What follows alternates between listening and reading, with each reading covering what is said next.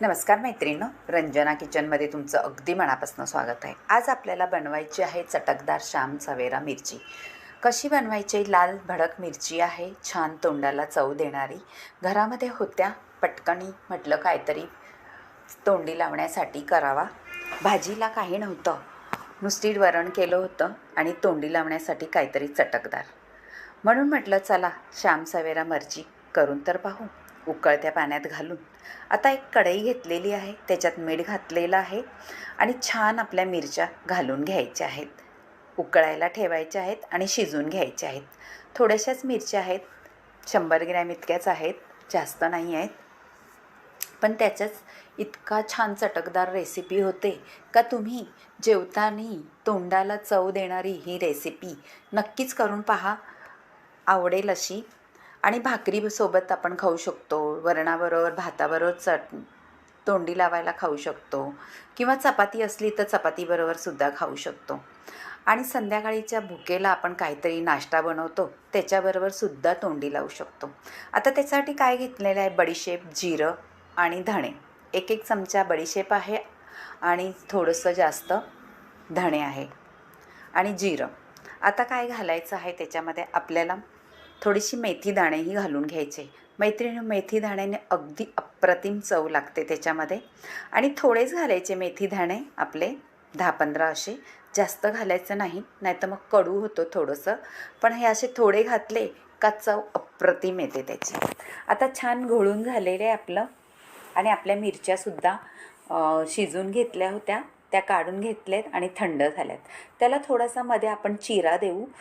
चिरा कशासाठी द्यायचा आहे मैत्रिणींनो? आपले त्याच्यात बिया आहेत, त्या आपल्याला थोड्याशा काढून घ्यायच्या आहेत, म्हणजे मिरची आपल्याला थोडीशी कमी तिखट लागेल। मैत्रीण, तुम्ही कधी ही रेसिपी करून पाहिले का?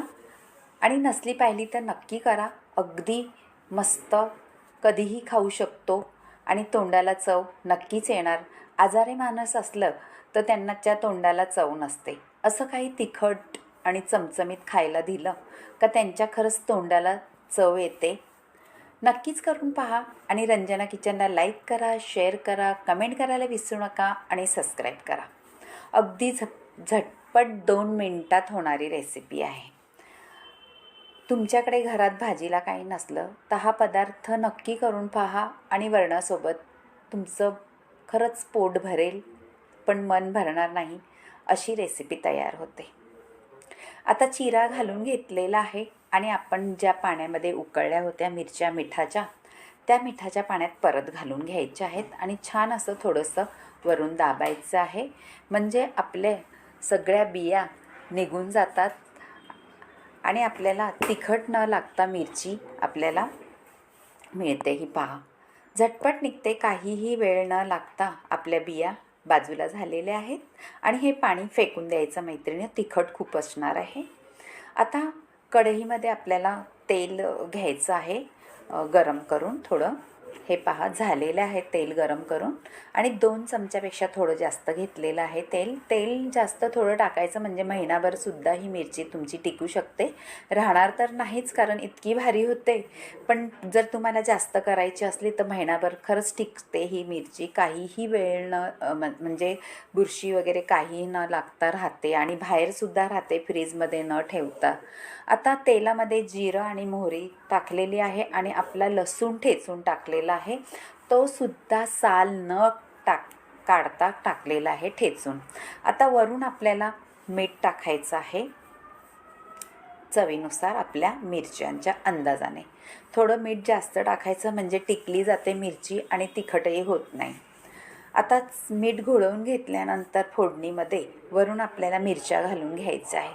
मैत्रिणींनो, आधी मीठ घालायचं, म्हणजे फोडणीमध्ये मीठ टाकलं का मिरचीला छान लागलं जातं सगळीकडून आणि आपली मिरचीचा तिखटपणाही कमी होतो आणि इकडे तिकडे ठसका येत नाही। ही टिप्स आहे मैत्रिणींनो।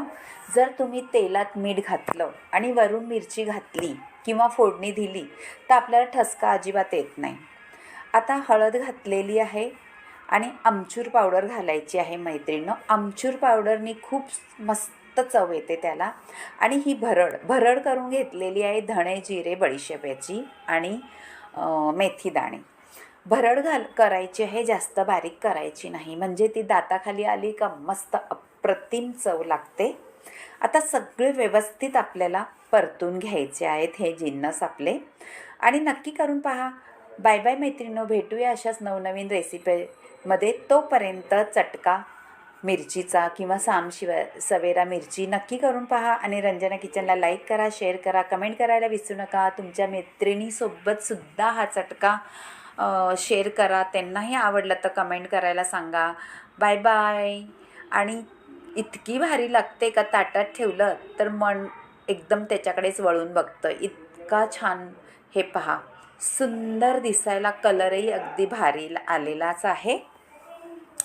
तुम्ही कधी केला आहे का हा मिरचीचा श्याम सवेरा मिरची?